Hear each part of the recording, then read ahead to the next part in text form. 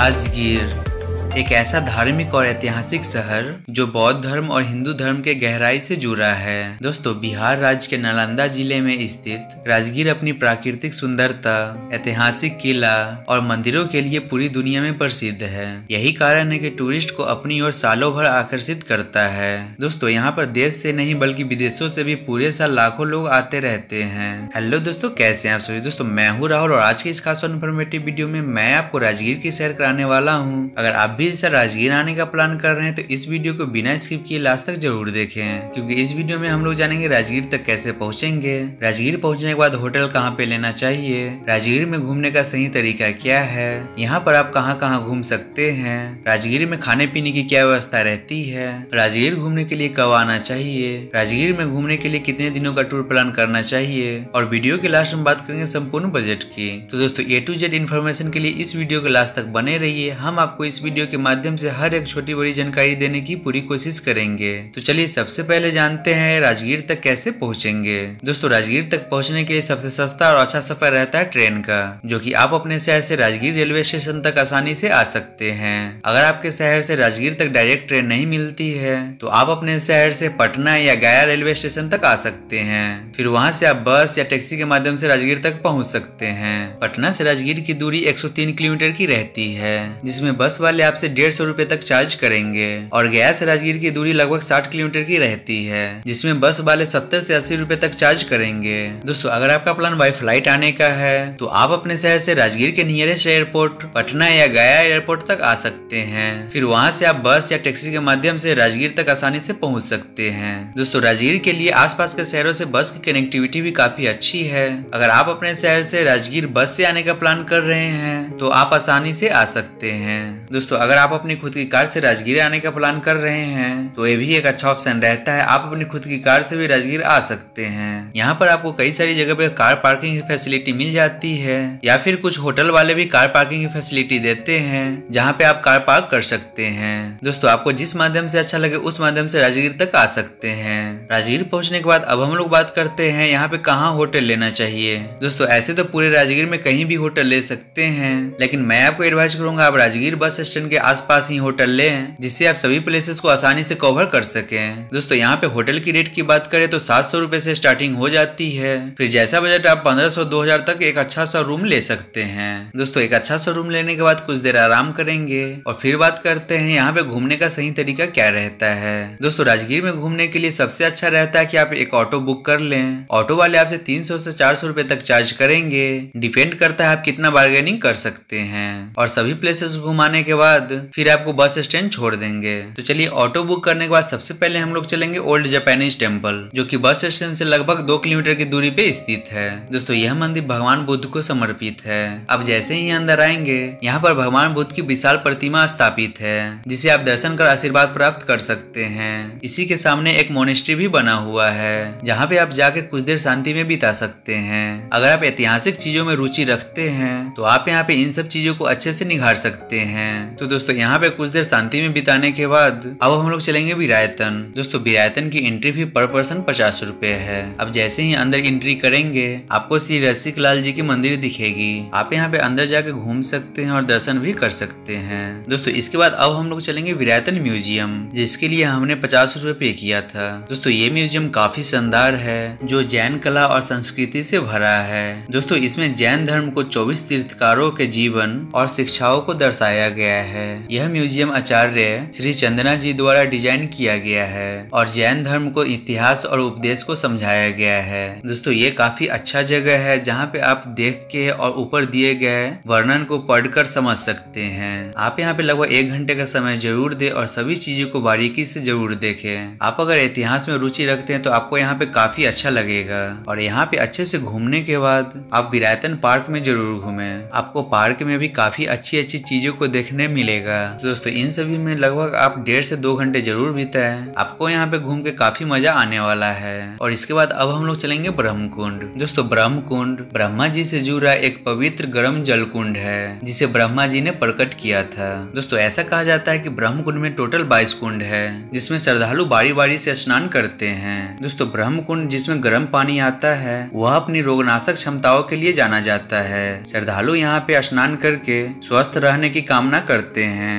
दोस्तों हिंदू धर्म में ब्रह्म कुंड की काफी मान्यता है। यहाँ पर पूरे साल लाखों लोग आते रहते हैं और ब्रह्म कुंड में स्नान जरूर करते हैं। इसीलिए अगर आप भी यहाँ पे आ रहे हैं तो यहाँ पे स्नान जरूर करें। दोस्तों यहाँ पे स्नान करने के बाद इसके आसपास कई सारे मंदिर भी बने हुए हैं, जहाँ पे आप जाके दर्शन भी कर सकते हैं। यहाँ पे अच्छे से घूमने के बाद अब हम लोग चलेंगे माँ जारा देवी टेम्पल। दोस्तों जारा देवी का इतिहास महाभारत काल से जुड़ा है। यहाँ देवी पार्वती ने राजा बृहदत्त के बेटे जरासंध को जीवित किया था।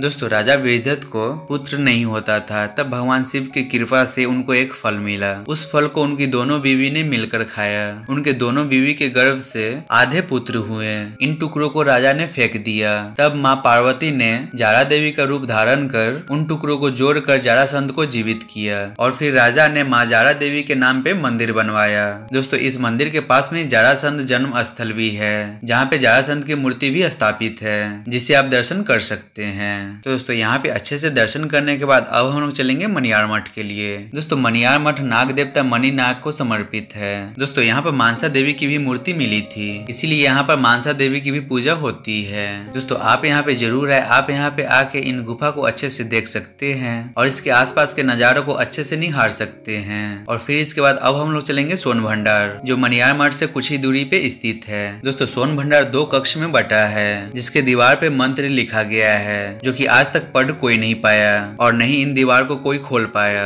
दोस्तों ऐसा माना जाता है कि हरेक वंश के सम्राट भीमसार ने इसमें अपना खजाना छुपाया था और इसे अंग्रेजों ने तोपों से तोड़ने की बहुत कोशिश की, जिसके निशान आज भी इसके दीवार पे देख सकते हैं। दोस्तों यहाँ पे अच्छे से घूमने के बाद अब हम लोग चलेंगे जरासंध अखाड़ा, जो कि सोन भंडार से कुछ ही दूरी पे स्थित है। दोस्तों यह महाभारत काल के शक्तिशाली मगध नरेश जरासंध का अखाड़ा है, जहाँ पर जरासंध और भीम के बीच 13 दिनों तक लगातार युद्ध हुआ था। 14वें दिन भगवान श्री कृष्ण की मदद से भीम ने जरासंध का वध किया। दोस्तों इस अखाड़े के अंदर तो जा नहीं सकते हैं, लेकिन आप इसे अच्छे से देख सकते हैं और इसके आसपास 5 पहाड़ों की खूबसूरती को अच्छे से निहार सकते हैं। दोस्तों ये काफी अच्छा प्लेस है, आप यहाँ पे जरूर आएं। इसके बाद आप बिम्बिसार जेल के लिए जा सकते हैं, जो कि विश्व शांति स्तूपा जाने के रास्ते में ही पड़ता है। दोस्तों यहाँ पर हर्यक वंश के राजा बिम्बिसार के उनके पुत्र अजातशत्रु ने बंदी बनाया था। दोस्तों यह एक ऐसी जगह है जहाँ बिम्बिसार को कारावास के दौरान भगवान बुद्ध को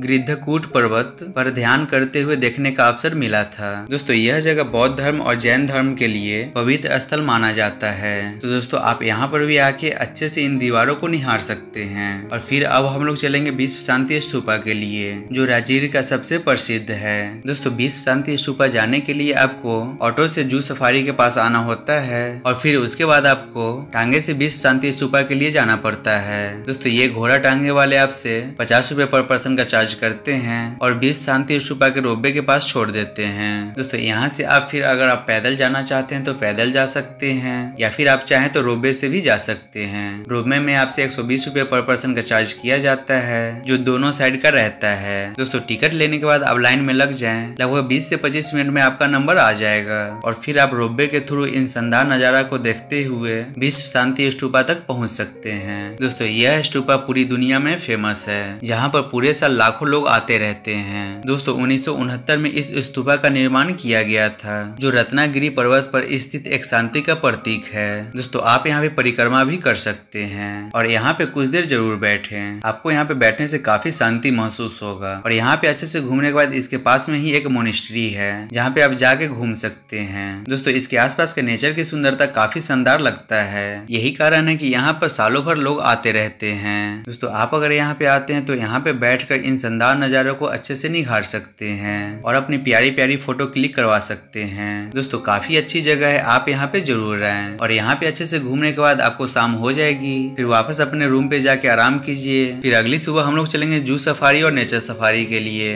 जो कि बस स्टेशन से ऑटो भाड़े 20 रुपए तक चार्ज करेंगे और जू सफारी के पास छोड़ देंगे। दोस्तों सबसे पहले हम लोग बात करते हैं नेचर सफारी की। नेचर सफारी में glass bridge, suspension suspension bridge और भी कई सारी एडवेंचर एक्टिविटी कर सकते हैं। दोस्तों नेचर सफारी में एंट्री करने के लिए सबसे पहले आपको 150 रुपए का टिकट लेना पड़ता है, जिसमें आपको प्राइवेट एसी वैन से फॉरेस्ट डिपार्टमेंट के द्वारा नेचर सफारी ग्लास ब्रिज के पास छोड़ा जाएगा। फिर वहां से आपको ग्लास ब्रिज की टिकट लेनी पड़ेगी, जिसका प्राइस 150 रुपया रहता है। दोस्तों आप यहाँ पे ऑफलाइन टिकट के माध्यम से ना आए, यहाँ पर आपको ऑफलाइन टिकट मिलना मुश्किल हो जाता है, इसीलिए आप नेचर सफारी की ऑफिशियल वेबसाइट से ऑनलाइन टिकट बुक करके आए। अगर आप नेचर सफारी में ग्लास ब्रिज घूमना चाहते हैं तो आपको पर हेड 300 रुपए का चार्ज लग सकता है। अगर आप सिर्फ जू सफारी करना चाहते हैं तो फिर आपको पर हेड 250 रुपए का चार्ज देना पड़ सकता है। दोस्तों अगर आप ग्लास ब्रिज और जू सफारी साथ में कवर करना चाहते हैं तो आपको 500 रुपए का चार्ज लग सकता है। जू सफारी में आपको फॉरेस्ट डिपार्टमेंट के द्वारा वैन से घुमाया जाता है, जिसमें आपको तरह तरह के जानवरों को दिखाया जाएगा,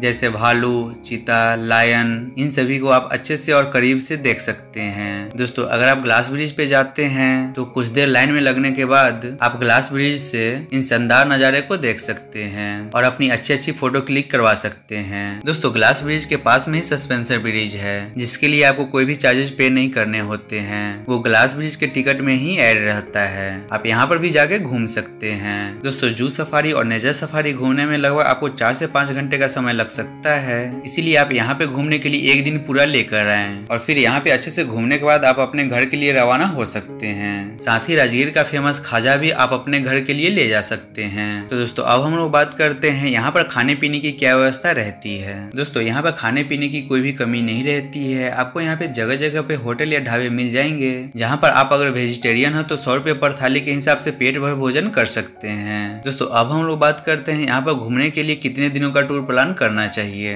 दोस्तों आप यहाँ पे 2 डेज 1 नाइट का प्लान जरूर करें, क्योंकि 2 डेज 1 नाइट का प्लान में सभी प्लेसेस को अच्छे से और आसानी से कवर कर सकते हैं। दोस्तों अब हम लोग बात करते हैं राजगीर घूमने के लिए कब आना चाहिए। दोस्तों ऐसे तो पूरे साल लाखों लोग आते रहते हैं, लेकिन मैं आपको एडवाइस करूंगा आप सितंबर से मार्च के बीच में आ सकते हैं, क्योंकि इस टाइम यहाँ पे काफी अच्छा मौसम रहता है और आप सभी चीजों को अच्छे से और आसानी से कवर कर सकते हैं। दोस्तों अब हम लोग बात करते हैं सबसे जरूरी क्वेश्चन बजट की। आप कितने बजट में राजगीर टूर को पूरा कर सकते हैं। दोस्तों मैं मान के चलता हूँ आप कम से कम 2 से 3 लोग तो आएंगे ही आएंगे, क्योंकि 2 से 3 लोगों में आपका बजट डिवाइड हो जाएगा। अगर आप 2 डेज 1 नाइट का प्लान करते हैं तो मान के चलिए कि 2000 से 2500 पर पर्सन के बजट में आप सभी प्लेसेस को अच्छे से कवर कर सकते हैं। इस बजट में आपका होटल, फूड, ट्रांसपोर्टेशन और एंट्री फी इंक्लूड है। अगर आप एडवेंचर के शौकीन हैं तो आप यहाँ पे तरह तरह के अपने हिसाब से एडवेंचर भी कर सकते हैं। दोस्तों अगर आप टूर पैकेज के माध्यम से राजगीर टूर को पूरा करना चाहते हैं तो टूर पैकेज वाले आपको 3500 से 4000 पर पर्सन का चार्ज करेंगे, जिसमें आपका होटल, ब्रेकफास्ट और ट्रांसपोर्टेशन इंक्लूड रहता है। आपको एंट्री फी या लंच या डिनर अलग से करने होते हैं। दोस्तों अगर आपके पास बजट की कोई भी कमी नहीं है तो आप यहाँ पे VIP होटल ले सकते हैं,